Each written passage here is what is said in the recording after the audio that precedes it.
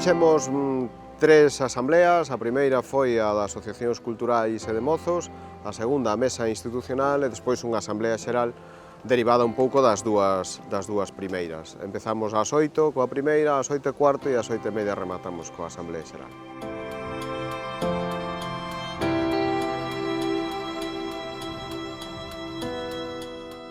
En canto á primeira delas, a mesa de mozos e cultural, era importante un pouco para poñernos o día en canto ao número de socios, dar conta da baixa de dous dos membros do anterior equipo, do anterior período, e a incorporación de dous novos.